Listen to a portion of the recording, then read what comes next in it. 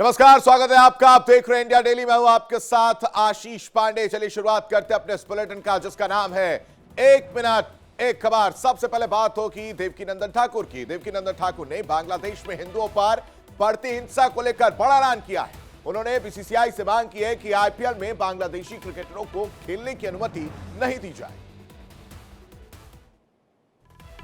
देवकीनंदन ठाकुर ने बांग्लादेश में हिंदुओं पर हो रही हिंसा को लेकर बड़ा बयान दिया है। उन्होंने इस स्थिति पर गहरा रोष व्यक्त करते हुए बीसीसीआई से अपील की है कि आईपीएल में बांग्लादेशी क्रिकेटरों को खेलने की अनुमति न दी जाए। आज इस कथा में बैठकर हम उससे ये कह देना चाहते हैं, अगर तुम्हें हिंदुओं से प्रेम है, अगर तुम्हें भारत से प्रेम है और अगर हिंदुओं के मरने का दुख तुमको भी है, उस 6 वर्ष की बच्ची को जलाए जाने का दुख तुमको भी है, तो मिस्टर केकेआर उस खिलाड़ी को, बांग्लादेश के खिलाड़ी को अपनी टीम से निकाल के बाहर करो, तुरंत बाहर करो। कथावाचक देवकीनंदन ठाकुर ने बांग्लादेश के खिलाफ बहिष्कार की मांग करते हुए कहा है कि इस तरह की घटनाओं को बर्दाश्त नहीं किया जाएगा। बागेश्वर धाम में नए साल का स्वागत करने के लिए एक दिन पहले ही बड़ी संख्या में श्रद्धालु पहुंचे। धीरेन्द्र शास्त्री ने इस पर खुशी जताते हुए कहा कि आज का युवा शराब नहीं बल्कि भगवान का चरणामृत पीकर अपने साल की शुरुआत कर रहा है। बागेश्वर धाम में नए साल का स्वागत करने के लिए एक दिन पहले ही बड़ी संख्या में श्रद्धालु पहुंचे हैं। ये सभी नए साल की शुरुआत बागेश्वर धाम में हनुमान जी महाराज के दर्शन करके करेंगे। बागेश्वर धाम में भक्तों की भीड़ को देखते हुए पुख्ता इंतजाम किए गए हैं।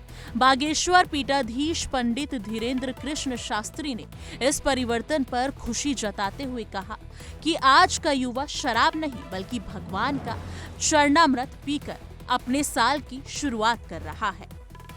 अंग्रेजी का नववर्ष मात्र एक दिन दूर है, कल का दिन, और आज से ही पूरे धाम पर, खजुराहो में, छतरपुर में लाखों लोग होटलों में आकर रुक गए कि 1 जनवरी की शुरुआत बागेश्वर धाम से करेंगे। 1 जनवरी को लाखों लोग सामूहिक हनुमान चालीसा का पाठ और बागेश्वर हनुमान जी का दर्शन करके अंग्रेजी नववर्ष को प्रारंभ करेंगे। धीरेन्द्र शास्त्री ने कुमार विश्वास के सफेद ताजमहल वाले बयान पर प्रतिक्रिया देते हुए उन्होंने ताजमहल को एक मकबरा बताया। उन्होंने कहा, अब लोग पब, होटल या मकबरे देखने के बजाय अयोध्या, मथुरा, काशी, महाकाल और बागेश्वर धाम जैसे पवित्र स्थलों पर जाकर जीवन धन्य बना रहे हैं। नए साल के जश्न को देखते हुए सुरक्षा बलों ने सुरक्षा व्यवस्था का जायजा लिया है। कोई अप्रिय घटना ना हो जाए, इसके लिए दिल्ली पुलिस चप्पे चप्पे पर निगरानी करती हुई नजर आई है। नए साल के जश्न में कोई अप्रिय घटना ना हो जाए, इसके लिए दिल्ली पुलिस चप्पे चप्पे पर निगरानी कर रही है। राजधानी दिल्ली में सुरक्षा व्यवस्था और पुख्ता कर दिया गया है। खास तौर पर बाहरी दिल्ली जिले में Delhi police joint commissioner Sanjay Kumar Jain द्वारा एक स्पेशल चेकिंग अभियान चलाया जा रहा है। सड़कों पर ट्रैफिक नियमों के उल्लंघन को रोकने के लिए, नशे में ड्राइविंग की जांच के लिए 50 से ज्यादा चेक पॉइंट बनाए गए हैं। 60 पार्टी एरिया और मॉल की पहचान की गई है जहां चेकिंग की जाएगी। नया वर्ष सुरक्षित रहे, इसके लिए दिल्ली पुलिस ने पुख्ता इंतजाम किए हैं। हमने जहां पर club, malls, public football area जहां पर लोग सेलिब्रेशन करने आएंगे, उन सभी पॉइंट को चिन्हित किया है।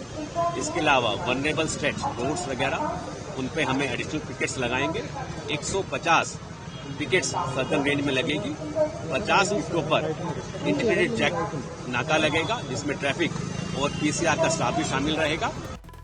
इस अभियान का मुख्य उद्देश्य नए साल के जश्न के दौरान शराब पीकर गाड़ी चलाने वाले, अवैध शराब की तस्करी और किसी भी तरह की कानून व्यवस्था की स्थिति को समय रहते नियंत्रित करना है। देश के सबसे स्वच्छ शहर इंदौर में दूषित पानी पीने से 8 लोगों की मौत हो गई। साथ ही कई लोग ये दूषित पानी पीने से बीमार हो गए। उल्टी दस्त की शिकायत के बाद सभी को अस्पताल में भर्ती कराया गया, जहां उनका इलाज जारी है। मध्य प्रदेश के इंदौर जिले के भागीरथपुरा में इन दिनों कोहराम मचा हुआ है। 2000 लोगों की इस बस्ती में हर तरफ चीख पुकार सुनाई दे रही है। यहाँ लोगों ने दूषित पानी पिया, जिसके बाद उनकी तबीयत लगातार बिगड़ती चली गई। लोगों को उल्टियां, तेज पेट दर्द और बेहोशी जैसे गंभीर शिकायतें होने लगी। हालात बिगड़ते देख आनन फानन में पीड़ितों को शहर के अलग अलग अस्पतालों में भर्ती कराया गया। दूषित पानी पीने से अब तक कई लोगों की मौत हो चुकी है। साथ ही 100 से ज्यादा लोग बीमार हो गए हैं, जिनके अस्पताल में इलाज जारी है। इस घटना के बाद प्रशासन में हड़कंप मच गया। मुख्यमंत्री मोहन यादव ने इस हादसे पर गहरी चिंता जताई है और मृतकों के परिजनों को 2 लाख रुपए का मुआवजा देने की भी घोषणा की है। इसके साथ ही मरीजों के मुफ्त इलाज का भी ऐलान किया गया है। वहीं इंदौर में ये घटना प्रशासन की बड़ी लापरवाही और जल आपूर्ति की गुणवत्ता पर गंभीर सवाल खड़े कर रही है। इस मामले की उच्च स्तरीय जांच शुरू की गई है, ताकि दोषियों के खिलाफ कड़ी कार्रवाई की जा सके। रिपोर्ट्स के मुताबिक 26 दिसंबर को पहली मौत के बाद ही अधिकारियों ने ध्यान नहीं दिया।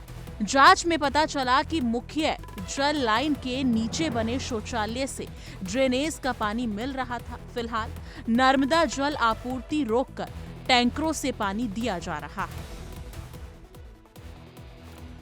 एमपी के छतरपुर में एक ज्वेलरी शॉप पर जीएसटी विभाग की टीम ने छापेमारी की है। रिकॉर्ड में जीएसटी की संभावित हेराफेरी की आशंका के चलते ये बड़ी कार्रवाई की गई है। मध्य प्रदेश के छतरपुर में एक ज्वेलरी शॉप पर जीएसटी विभाग की टीम ने छापेमारी की। रिकॉर्ड में जीएसटी की हेराफेरी की आशंका के चलते ये कार्रवाई की गई। टीम द्वारा प्रतिष्ठान के दस्तावेजों और स्टॉक का गहन परीक्षण किया जा रहा है। अधिकारियों ने बताया कि ये कार्रवाई जीएसटी अधिनियम की धारा 57(2) के तहत की गई है। बिल्कुल शुरुआती समय है, मतलब ये लोग जो इनिशियल उसके हैं, इन लोग सब देख रहे हैं क्या कैसा यहाँ पे है, और अभी कुछ कहा नहीं जा सकता। बिल्कुल शुरुआती समय पर भी हम लोग कुछ हम वित्तीय मिलता है रिटर्न में समझ में आने की कैसे देखी थी, इसके हिसाब से हम लोग यहाँ पर सब की कार्रवाई कर रहे हैं। स्टेट टैक्स ऑफिसर श्रीवास्तव ने बताया कि जांच फिलहाल प्रारंभिक स्तर पर है। दस्तावेजों की जांच और स्टॉक का मिलान पूरा होने के बाद ही आगे की वैधानिक कार्रवाई और निष्कर्ष तय किए जाएंगे। जीएसटी के एंटी एवेजन ब्यूरो की कार्रवाई छतरपुर की एक प्रतिष्ठित ज्वेलरी शॉप पर की गई है।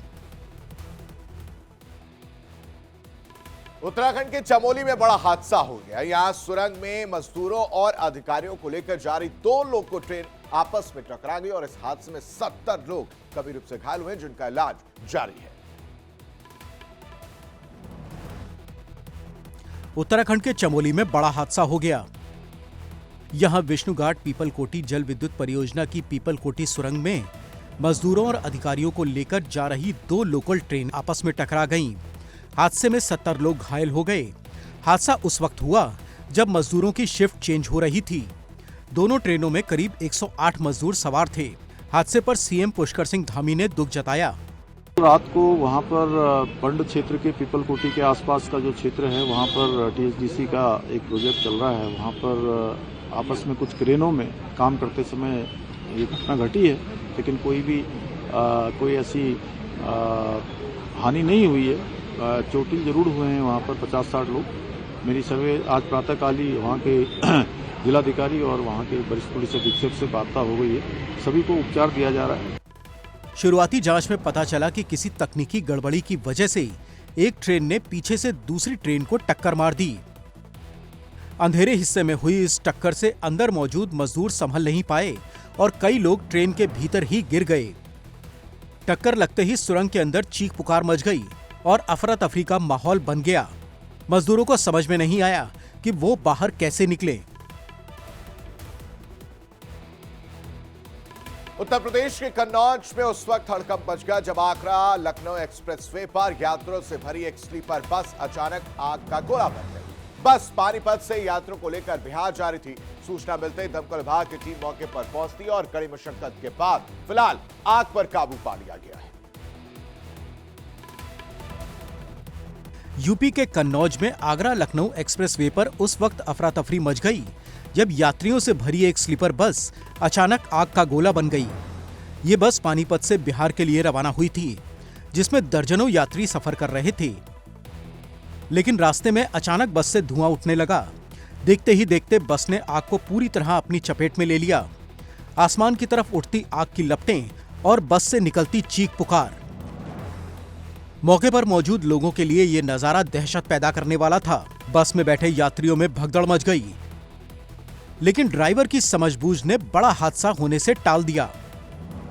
ड्राइवर ने तुरंत बस को एक्सप्रेसवे के किनारे पर रोका और सभी यात्रियों को सुरक्षित बाहर निकाला, जिससे जान माल का बड़ा नुकसान होने से बच गया। आग इतनी भयानक थी कि कुछ ही मिनटों में बस धू-धू कर जल उठी। यात्रियों का सामान बस के साथ ही जलकर खाक हो गया। सूचना मिलते ही दमकल विभाग की टीम मौके पर पहुंची। कड़ी मशक्कत के बाद आग पर काबू पाया गया।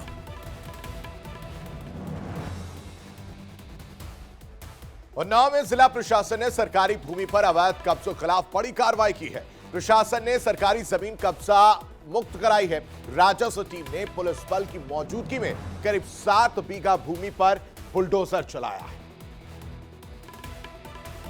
उन्नाव में जिला प्रशासन ने सरकारी भूमि पर अवैध कब्जों के खिलाफ बड़ी कार्रवाई की है। प्रशासन ने करीब 7 बीघा सरकारी जमीन को कब्जा मुक्त कराया है। इस भूमि की अनुमानित कीमत 6 करोड़ 80 लाख रुपए बताई जा रही है।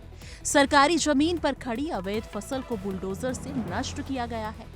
डीएम गौरांग राठी के नेतृत्व में सरकारी जमीन को कब्जा मुक्त कराया गया है। प्रशासनिक अधिकारियों के अनुसार ये भूमि सरकारी अभिलेखा में तालाब, बंजर और पशुचर के रूप में दर्ज थी। भूमाफियाओं ने इस पर अवैध कब्जा कर सरसों और गेहूं की फसल बो दी थी। शिकायत मिलने के बाद प्रशासन ने जांच कराई, जिसमें अवैध कब्जे की पुष्टि हुई है, जिसके बाद राजस्व विभाग की टीम और गंगा घाट पुलिस ने मौके पर पहुंचकर कार्रवाई की और जेसीबी मशीन से अवैध फसल को नष्ट कर भूमि को प्रशासन के कब्जे में लिया गया। कार्रवाई के दौरान किसी भी अप्रिय स्थिति से निपटने के लिए भारी पुलिस बल तैनात किया गया था। गंगा घाट पुलिस के नायब तहसीलदार धीरज त्रिपाठी भी मौके पर मौजूद रहकर पूरी कार्रवाई की निगरानी कर रहे थे। वहीं प्रशासन की सख्ती को देखते हुए कब्जेदार मौके से फरार हो गए। नए साल पर प्रशासन ने सुरक्षा और ट्रैफिक को लेकर कोई कोर कसर नहीं छोड़ी है। जश्न के दौरान कानून व्यवस्था बनाए रखने और किसी अप्रिय घटना से बचने के लिए सख्त इंतजाम किए गए। नए साल 2026 के जोरदार स्वागत के लिए लोग तैयार हैं। अलग अलग जगहों पर जश्न शुरू हो गया। लोग पार्टी करने के लिए होटल, क्लब और अलग अलग जगहों पर पहुंच रहे हैं। उत्तर प्रदेश के एटा में नए साल को लेकर पुलिस ने जबरदस्त तैयारी की है। नए साल के जश्न को देखते हुए पुलिस अलर्ट मोड पर है। पुलिस ने क्षेत्र में फ्लैग मार्च निकाला और सुरक्षा व्यवस्था का जायजा लिया। फ्लैग मार्च के दौरान सभी चौकी प्रभारी और डॉग स्क्वाड टीम समेत भारी पुलिस बल मौजूद रहा। पुलिस ने 31 दिसंबर और 1 जनवरी को कानून व्यवस्था बनाए रखने के लिए सख्त सुरक्षा इंतजाम किए। पुलिस प्रशासन ने साफ संदेश दिया कि नए साल का जश्न नियम और कानून के दायरे में ही मनाया जाए। शहर के प्रमुख इलाकों में पुलिस की कड़ी निगरानी रहेगी और हुड़दंग करने वालों के खिलाफ सख्त कार्रवाई की जाएगी। सुरक्षा व्यवस्था बनाए रखने के उद्देश्य से पुलिस बल के साथ एसपी ने पैदल मार्च किया। पैदल मार्च के दौरान पुलिस ने कई संदिग्ध लोगों और वाहनों की चेकिंग की। दिल्ली पुलिस की क्राइम ब्रांच ने ड्रग्स के खिलाफ बड़ी कार्रवाई करते हुए 2 ड्रग तस्करों को गिरफ्तार किया है। गिरफ्तार आरोपियों के नाम अंशुल राणा और विक्की बताए जा रहे हैं। पुलिस ने दोनों के पास से 2 किलो 34 ग्राम हेरोइन बरामद की है। दिल्ली पुलिस की क्राइम ब्रांच ने ड्रग्स के खिलाफ बड़ी कार्रवाई करते हुए 2 बड़े ड्रग तस्करों को गिरफ्तार किया है। गिरफ्तार आरोपियों के नाम अंशुल राणा और विक्की बताए जा रहे हैं। क्राइम ब्रांच ने दोनों के पास से 2 किलो 34 ग्राम हेरोइन बरामद की है, जिसकी अंतर्राष्ट्रीय बाजार में कीमत 10 करोड़ रुपए से ज्यादा की बताई जा रही है। पुलिस पूछताछ में दोनों आरोपियों ने सनसनीखेज खुलासे भी किए। आरोपियों ने माना है कि वो दिल्ली एनसीआर में सक्रिय एक बड़े ऑर्गेनाइज्ड ड्रग रैकेट का हिस्सा है। नेटवर्क के जरिए हेरोइन की सप्लाई अलग अलग गैंग और स्मगलरों के हाथों होती थी। पुलिस के मुताबिक विक्की उत्तर प्रदेश के बरेली से हेरोइन लाकर दिल्ली और आसपास के इलाकों में सप्लाई करता था। इस रैकेट से जुड़े बाकी सप्लायर और फाइनेंसर की तलाश के लिए कई टीमें लगी हुई हैं। पुलिस को शक है कि इस गैंग के तार देश के दूसरे राज्यों से भी जुड़े हो सकते हैं। फिलहाल क्राइम ब्रांच पूरे नेटवर्क की तलाश में जुट गई है और मामले में आगे की जांच जारी है। और वही बिहार के बांका में नए साल से पहले अवैध शराब के खिलाफ बड़ी कार्रवाई जो है वो देखने को मिली है। उत्पाद विभाग ने बांका के डिग्री पड़ी सोलर प्लांट के पास से शराब से भरा एक ऑटो जब्त किया है। ऑटो से कुल 154 लीटर अवैध देसी शराब बरामद हुई है। साथ ही शराब सेवन के आरोप में 23 लोगों को भी गिरफ्तार किया गया है।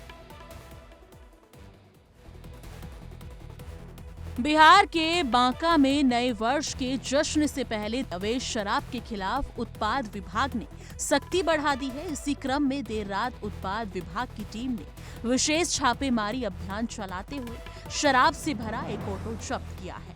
ये कार्रवाई बांका के डिग्री पट्टी सोलर प्लांट के पास की गई है। सूचना के आधार पर जब ऑटो की तलाशी ली गई तो उसमें से भारी मात्रा में अवैध देशी शराब बरामद हुई। जांच के बाद ऑटो से कुल 154 लीटर देशी शराब जब्त की गई है। उत्पाद विभाग ने शराब से लदे ऑटो को जब्त कर लिया है और मामले से जुड़े लोगों के खिलाफ प्राथमिकी दर्ज की जा रही है। इसके अलावा शराब सेवन के आरोपों में 23 लोगों को भी गिरफ्तार किया गया है। अधिकारियों का कहना है कि जिले में शराबबंदी कानून को सख्ती से लागू किया जा रहा है और नए वर्ष के मद्देनजर छापेमारी और तेज की जाएगी ताकि अवैध शराब के कारोबार पर रोक लगाई जा सके। अयोध्या में रामलला की प्राण प्रतिष्ठा की दूसरी वर्षगांठ पर भव्य समारोह का आयोजन किया गया। रक्षा मंत्री राजनाथ सिंह और मुख्यमंत्री योगी आदित्यनाथ ने कार्यक्रम में शिरकत की और रामलला के दर्शन पूजन किए हैं। अयोध्या धाम में श्री रामलला के विराजमान होने की दूसरी वर्षगांठ थी और इस अवसर पर प्रतिष्ठा द्वादशी समारोह का भव्य आयोजन किया गया। कार्यक्रम राम जन्मभूमि मंदिर परिसर में हुआ, जिसमें देश और प्रदेश के कई प्रमुख नेता शामिल हुए। इस अवसर पर रक्षा मंत्री राजनाथ सिंह और उत्तर प्रदेश के मुख्यमंत्री योगी आदित्यनाथ अयोध्या पहुंचे और श्री रामलला के दर्शन पूजन करते हुए नजर आए। दोनों नेताओं ने हनुमानगढ़ और श्री रामलला मंदिर में विधिवत पूजा अर्चना की। साथ ही मां अन्नपूर्णा मंदिर के शिखर पर धर्म ध्वजा का विधिवत आरोहण भी किया गया है। रक्षा मंत्री और सीएम योगी ने अयोध्या में राम मंदिर परिसर के अंदर स्थित जटायु टीला और कुबेर टीला का दौरा किया। राम दरबार में आरती के बाद दोनों नेताओं ने श्रद्धालुओं का अभिवादन किया, जहां जय श्री राम के जयकारे भी गूंजते हुए नजर आए। श्री रामलला की प्राण प्रतिष्ठा की दूसरी वर्षगांठ के मौके पर बड़ी संख्या में श्रद्धालु अयोध्या धाम पहुंचे हैं। इसे लेकर शहर में खासा इंतजाम किया गया है। समारोह में अयोध्या जनपद के करीब 1200 संतों और बड़ी संख्या में राम भक्तों को आमंत्रित किया गया है। मंदिर की दूसरी वर्षगांठ के मौके पर पूरा अयोध्या भक्ति के रंग में डूबा हुआ नजर आया।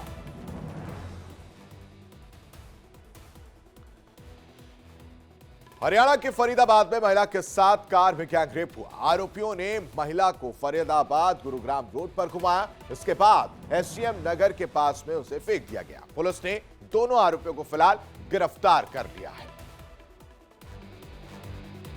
हरियाणा के फरीदाबाद में चलती कार में 25 साल की युवती के साथ गैंगरेप की घटना सामने आई है। पीड़िता का विरोध करने पर आरोपियों ने उसकी बुरी तरह से पिटाई कर दी। महिला को घायल अवस्था में निजी अस्पताल में भर्ती कराया गया।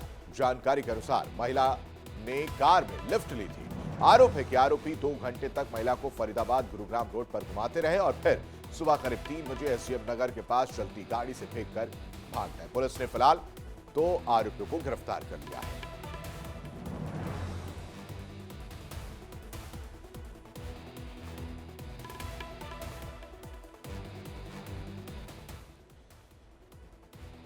राजधानी में घने कोहरे और जहरीली हवा के कारण लोगों को काफी परेशानी उठानी पड़ रही है। एक तरफ प्रदूषण के चलते लोगों को सांस लेने में समस्या हो रही है, तो वहीं दूसरी ओर घने कोहरे के कारण कई इलाकों में विजिबिलिटी कम हो गई है।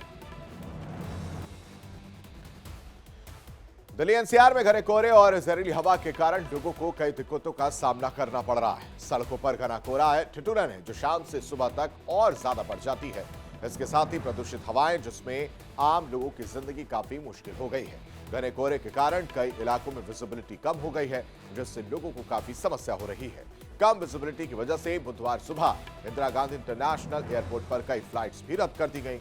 इसके साथ ही कोहरे की वजह से ट्रेन सर्विस पर भी बुरा असर पड़ा है। ट्रेन लेट होने की वजह से दिल्ली में स्टेशनों पर यात्रियों को इंतजार करना पड़ रहा है। वहीं air quality early warning system ने 31 दिसंबर और 1 जनवरी को हवा की गुणवत्ता गंभीर श्रेणी में रहने की चेतावनी भी दी है। यह स्थिति प्रतिकूल वेंटिलेशन इंडेक्स और 10 किलोमीटर प्रति घंटे की कम हवा की स्पीड की वजह से बनी है। एनसीआर में रहने वाले लोग घने कोहरे और खतरनाक हवा की गुणवत्ता से जूझ रहे हैं। आईएमडी ने दिल्ली के लिए येलो अलर्ट भी जारी किया है, क्योंकि कोहरा पिछले दिन की तुलना में ज्यादा घना है।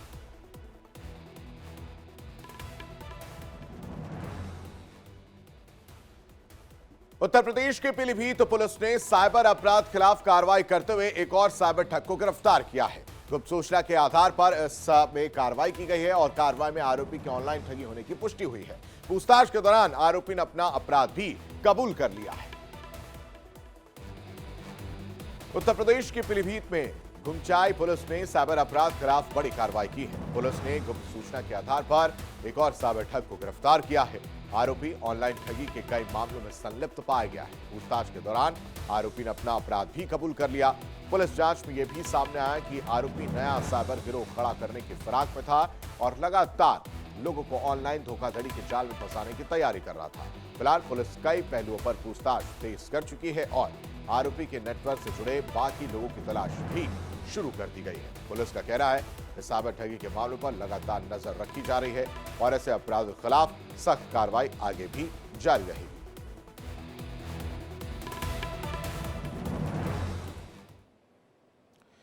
और यहां रुकते कुछ पलों के लिए, लेकिन इंडिया डेली अब आपके स्मार्ट टीवी पर भी मौजूद है। इंडिया डेली 24/7 अब इन सभी प्लेटफॉर्म पर लाइव देखें।